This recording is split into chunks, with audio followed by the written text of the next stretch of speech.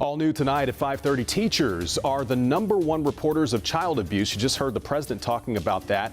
But this year, CMS students will largely be learning virtually at home. And without that instructor in children's lives, who will they reach out to? Lana Harris joins us today with what child abuse experts are concerned about and the trends they've been seeing since the start of the pandemic. Lana?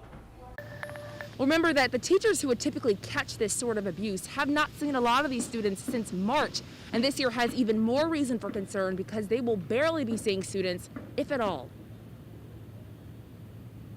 We are all sort of bracing ourselves for what is to come. Nicole Taylor is the executive director of the organization Congregations for Kids. We are partners with DSS. She says they're bracing for this school year because they don't know what child abuse cases may be revealed. Teachers are the #1 reporters of abuse and neglect among children.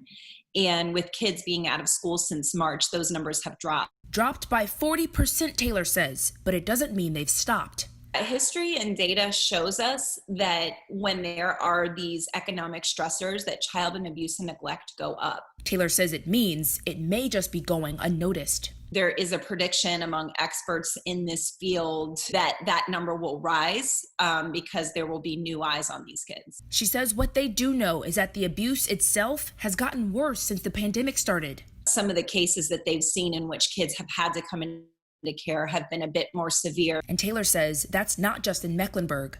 That is being reported on a national level. Emergency room doctors talking about the abuse and neglect that they're seeing is not something that they would commonly see throughout the year. And as parents look for new childcare options this school year, Sharon Hirsch with Prevent Child Abuse North Carolina says you shouldn't just go with anyone. Making sure that you do a background check, checking their educational credentials, getting reference checks. Hirsch says parents should also ask their kids non-yes or no questions about their day. What made you laugh today? What made you sad today? Those kinds of questions help. Taylor and Hirsch both stress the need for people to keep an eye out for the kids around you because without teachers, it's going to take the community stepping up. Here in Charlotte, I'm Lana Harris, WCNC Charlotte.